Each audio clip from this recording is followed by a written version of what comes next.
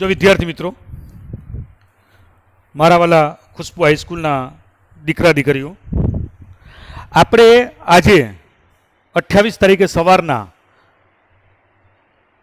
जे zoom lecture में भण्या as वस्तु आपणे विडियो द्वारा पण अपलोड करीए छीए। तो स्वाध्याय 1.3 दाखलो त्रीजो दाखला त्रीजानो पहेलो अने त्रीजो दाखलो गणेलो तो बीजो दाखलो आपणे बाकी राख्यो तो दाखला त्रीजानो बीजो 0.472 ने P/Q स्वरूप में फेरवो।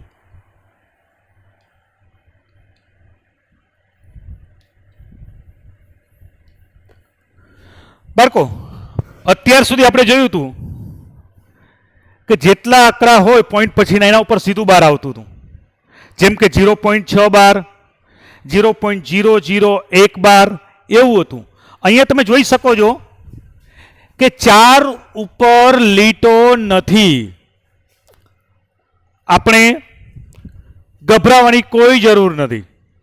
आपणे तो खाली बाळको एटલું જ યાદ રાખવાનું કેટલા આંકડા ઉપર બાર છે તો 1 ઉપર કયો 7 7 ઉપર બાર છે। તો સૌથી પહેલું સ્ટેપ ધારો કે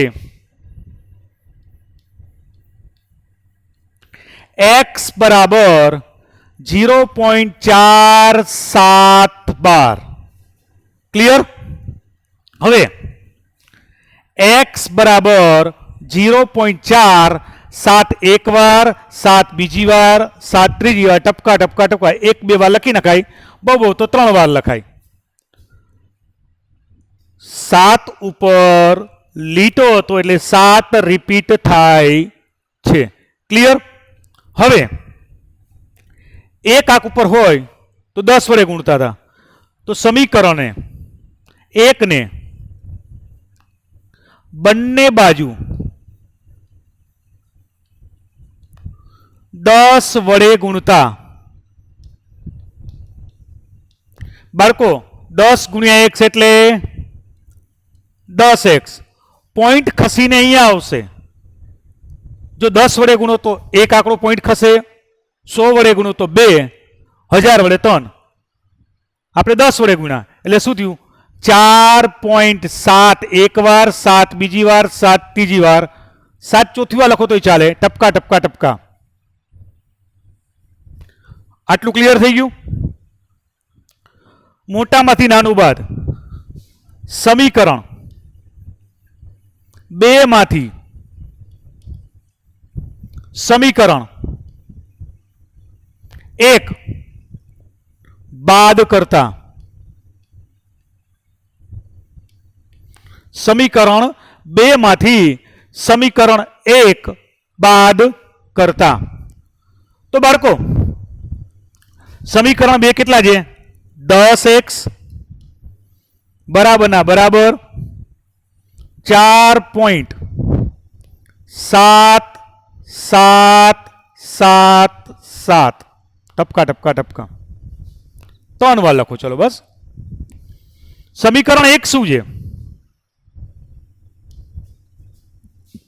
x बराबर 0.4777 टपका टपका टपका। कई क्रिया करवानी छे तो बाद बाकीनी 10 मांथी 1 जाए तो 9x बराबर ना बराबर 7 मांथी 7 जाए एटले 0 कैंसल 7 मांथी 7 जाए एटले 0 7 मांथी 7 जाए एटले 0 पण अहींया केटला छे 7 अहींया केटला छे 4 7 मांथी 4 जाए तो केटला रहीए 3 पॉइंट ना पॉइंट 4 ना 4 तो जो बाळको 9x बराबर 4.3 हवे आपणे पॉइंट काढी नाखीए तो 9x बराबर 43 ना छेदमां 10 गुणाकार होय तो भांगाकार ગુણાકાર હોય તો ભાગાકાર એટલે નીચે જશે એટલે શું થશે x બરાબર 43/9 ગુણ્યા 10 માટે x બરાબર 43/90 જે P/Q સ્વરૂપ છે બાળકો લખી નાખો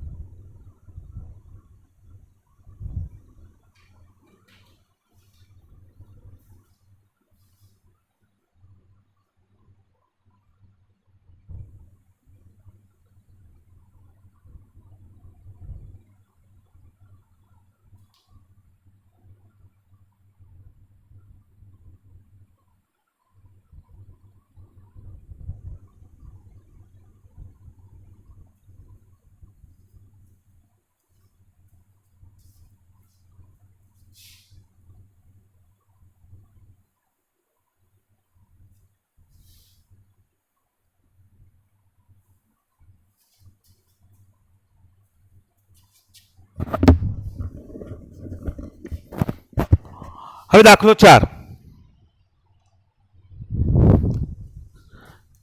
4 શું કે તમને રકમ લખું છું એટલે વાંધો ના આવે 0.999 ટપકા ને P/Q સ્વરૂપમાં ફેરવો અને તમારા જવાબની ચર્ચા કરો ખરેખર રકમ આવી છે 0.999 ને P/Q સ્વરૂપમાં ફેરવો તમારા ઉત્તરથી આશ્ચર્ય શું થાય છે તમારા શિક્ષક અને વર્ગખંડના સહઅધ્યાયીઓ સાથે તમારા જવાબની ચર્ચા કરો એટલે તમને જે જવાબ આવે છે એ શું કહે છે એ આપણે કરવાનું આપણે સૌથી પહેલા તો જે કામ કરીએ છીએ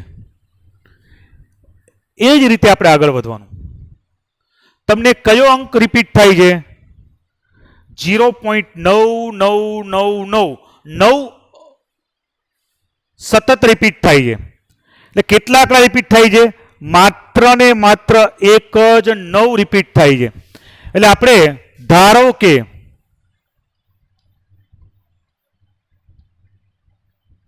x બરાબર 0.999 ટપકા તમને વધારે સરળતા થાય એટલે આપણે કહી શકાય x બરાબર 0.9 રિપીટ થાય એટલે 9 બાર એટલે કે એક જ આંકડો રિપીટ થાય છે સમીકરણ નંબર 1 બંને બાજુ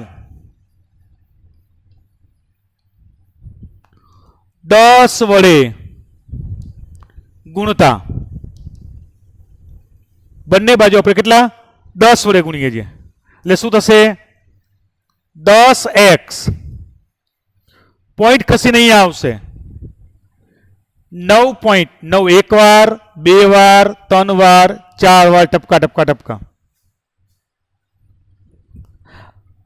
આને તમે સમીકરણ નંબર 2 કહી દો હવે આપણને ખબર જ છે કે મોટામાંથી નાનું બાદ એટલે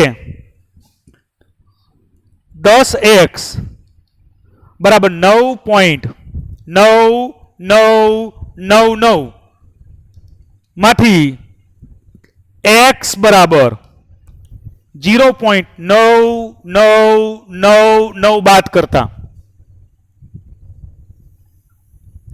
9 માંથી 9 જાય એટલે ઉડી ગયા આ ઉડી ગયા આ ઉડી ગયા આ ઉડી ગયા પોઈન્ટ નો પોઈન્ટ 9 બરાબર 10 માંથી 1x જાય એટલે 9x. તો 9x બરાબર 9. તો x બરાબર 9 ના છેદમાં 9 બરાબર શું આવે છે 1. 9x બરાબર 9. તો x બરાબર 9 ના છેદમાં 9 એટલે શું થાય છે x. હવે આપણે ચર્ચા કરવાની છે. તો ખરેખર 0.912 બરાબર 1 એટલે કે પૂર્ણાંક સંખ્યા મળે છે, જેને p/q સ્વરૂપમાં દર્શાવીએ તો 1 ના છેદમાં 1 બરાબર 1 થાય છે. હવે તમે કોઈ મોટા મોલની અંદર તમે કોઈ વસ્તુ લેવા ગયા હોય, તેમાં કોઈ ભાવ લખેલો હોય 499, 599, 9999. હવે 9999 તમે વસ્તુ લ્યો તો તમે એને કેટલા રૂપિયા આપો? 10,000 રૂપિયા આપો. 1 રૂપિયો તમે પાછો લેતા નથી, પણ આપે તો કદાચ લઈ લ્યો, પણ એની કિંમત લખેલી હોય 9.999, તો 0.1 પૈસા વ્યવહારમાં નથી. એટલે આપણે પૂર્ણ સંખ્યામાં, એટલે 0.999 એકંદરે પૂર્ણ સંખ્યા છે એમ કહી શકાય. લખી નાખો.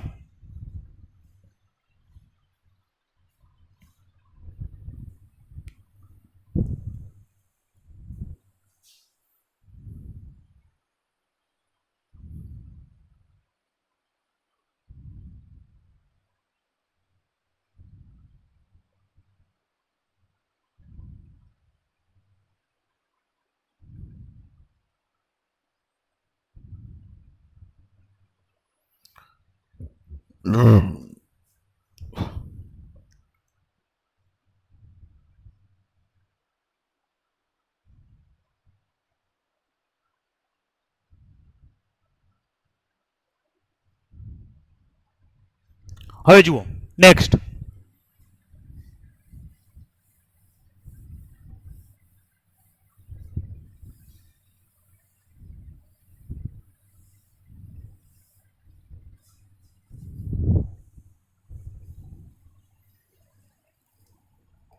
હવે જુઓ બાળકો, દાખલો પહેલો લઈએ છીએ એના પહેલા થોડીક થિયરી સમજી લઈએ છીએ.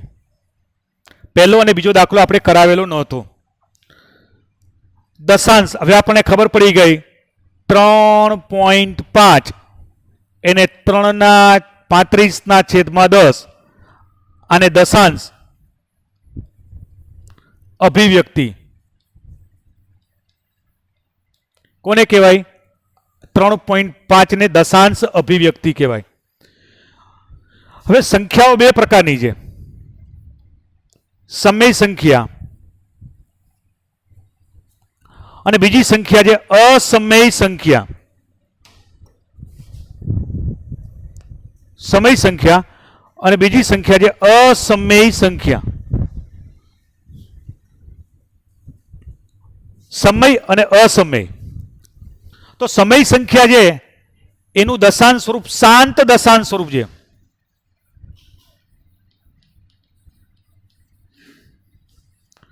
શાંત દશાંશ સ્વરૂપ એટલે 1 આંકડો, 2 આંકડા, 3 આંકડા, 5, 10, 15, 20, 25 પછી એની શેષ શૂન્ય આવે. પાછળ ટપકા ટપકા ટપકા હોય નહીં, લાંબી પૂંછડી હોય નહીં. બરાબર છે? તો દાખલા તરીકે 3.55558 પણ ટપકા ટપકા ના હોય તેને શું કહેવાય? શાંત દશાંશ સ્વરૂપ. આ પોઈન્ટ પછીના આંકડાઓ તમે ગણી શકો, ચાહે 1 હોય, 2 હોય, 10 હોય, 15 હોય, 100 હોય, 1000 હોય, પણ પાછળ ડેશ ડેશ ડેશ આપેલું ના હોય તેને શાંત દશાંશ સ્વરૂપ કહેવાય. હવે અશાંત દશાંશ સ્વરૂપ જુઓ. 3.5555 ટપકા ટપકા ટપકા, તો એને શું કહેવાય? અશાંત. એટલે કે આવૃત.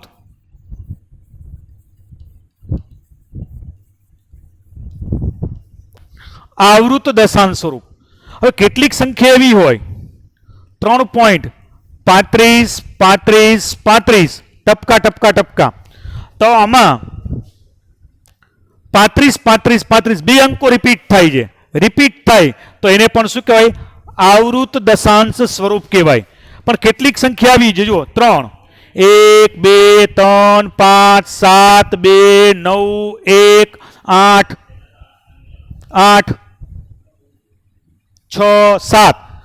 આમાં એકે અંક જો એકે અંક રિપીટ એટલે મીન્સ એકે સમૂહ રિપીટ થતો નથી.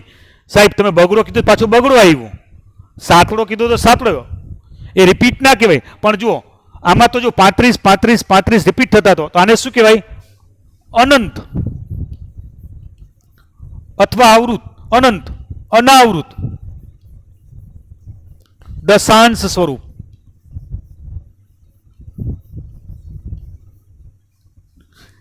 એટલે પાછળ ટપકા ટપકા ટપકા તો આવે જ છે, પણ કોઈ સમૂહ નથી, કોઈ સમૂહમાં રિપીટ થતું નથી. તો આવૃત અને અનંત અનાવૃત દશાંશ સ્વરૂપને અસમય સંખ્યા કહેવાય. શું કહેવાય? અસમય.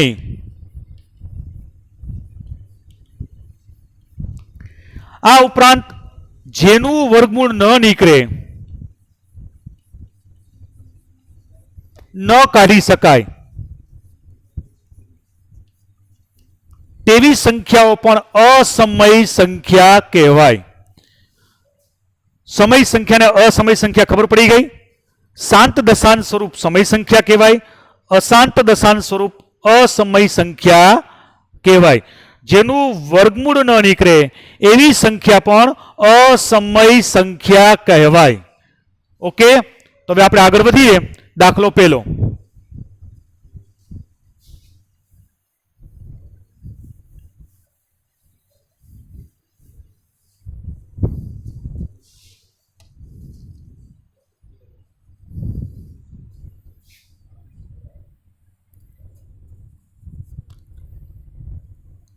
છત્રીસના છેદમાં 100. બહુ સહેલું જાતો. જો બાળકો છેદમાં શું છે? 100. કેટલા મીંડા છે? 2. જેટલા મીંડા હોય એના પછી પોઈન્ટ મૂકવાનો.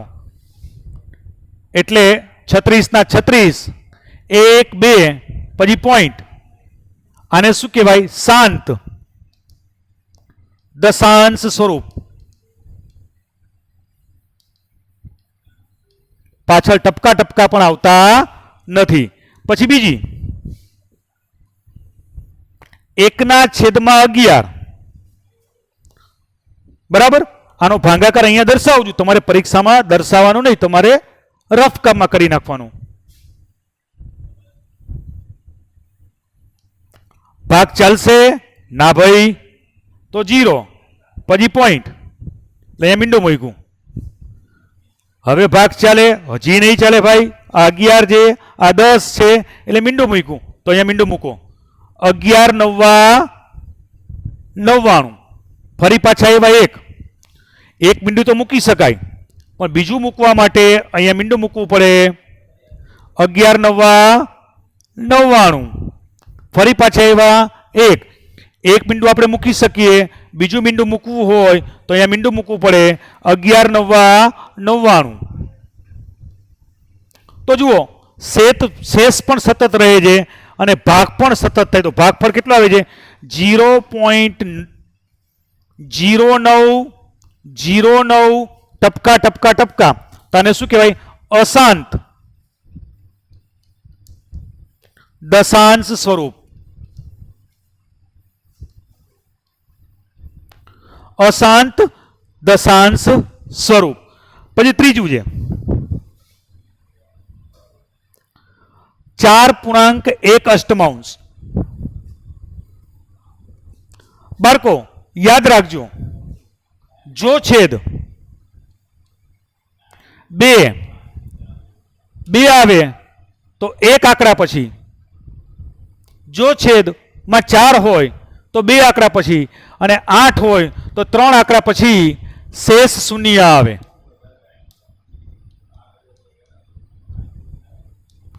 માટે આવી સંખ્યાઓ કેવી હોય? શાંત દશાંશ સ્વરૂપ જ હોય. આ ખાલી યાદ રાખવા માટે. 8 ચોક 32, 32 ને 1 33, તો 33/8. હવે 33/8 કરીએ. 8 ચોક 32, 1 ભાગ નહીં ચાલે, પોઈન્ટ 1 બિંદુ આપણે હકનું મળે. 8 એકુ 8, 2 ફરી પાછું 1 બિંદુ, 8 દુ 16, 4 ફરી પાછું 8 50 40. તો જો શું આવ્યું? 33/8 એટલે 4.125. પાછળ ટપકા ટપકા આવતા નથી. અહીંયા શેષ કેવી થઈ જાય છે?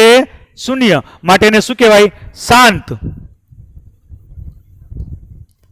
દશાંશ સ્વરૂપ. શાંત દશાંશ સ્વરૂપ છે. રાઈટ. હવે આપણે લઈએ છીએ ચોથો દાખલો. 3/13. 3/13. 13 એક અવિભાજ્ય સંખ્યા છે. 3 13 ભાગ ચાલશે નારેના પોઈન્ટ. 13 એકુ 13, 13 દુ 26. કેટલા વધશે? 4. 13 તરી 39. કેટલા વધશે? 1. ભાગ નહીં ચાલે એટલે મીંડું. 13 સત્તા 91. કેટલા વધશે? 9. તો આમ ભાગ સતત ચાલતો જ રહેશે. માટે 3/13 બરાબર 0.2307. ટપકા ટપકા ટપકા અશાંત દશાંશ સ્વરૂપ.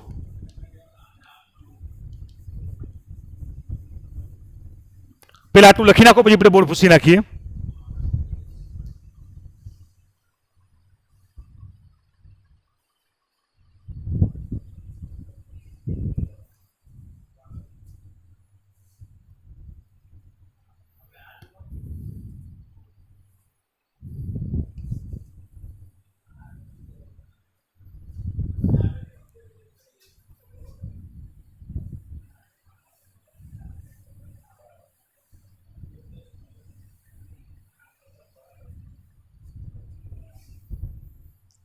હવે બાળકો 2/11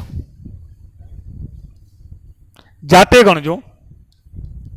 2/11 કરવાના છે. બહુ સિમ્પલ છે. 329/400. હવે જુઓ 4 આવ્યા અને શું આવ્યા એટલે શાંત જ હોય. પણ કઈ સંખ્યા આપણે જોઈએ? તો આને આમ લખી શકાય 329 4 ગુણ્યા 100. તો પેલા કેટલા વડે ભાંગશું આપણે? કેટલા મીંડા છે?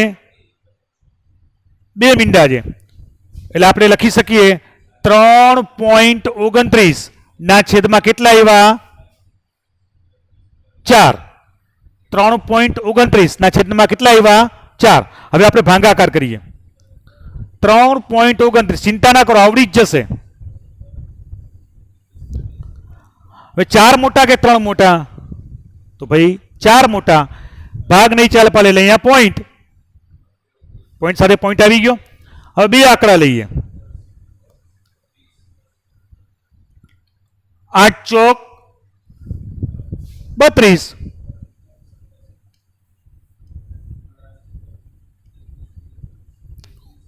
ઉપરથી ઉતાર્યા 9. 4 દુ 8. 1 ઉપરથી મીંડું. 4 દુ 8. 2 5 ચોક 20 બરાબર 2 આંકડા પછી આવી ગયું એટલે 0.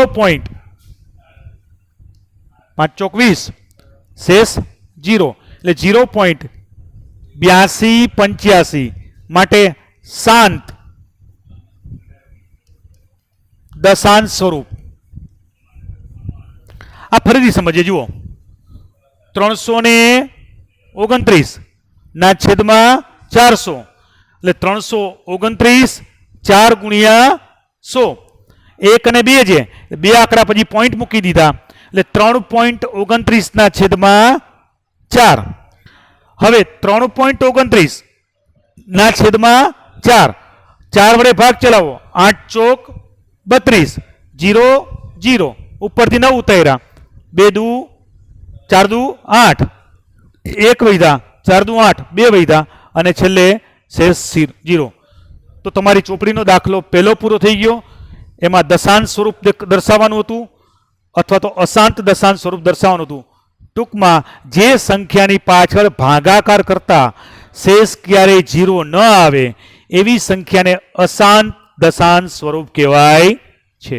ઓકે, લખી નાખો.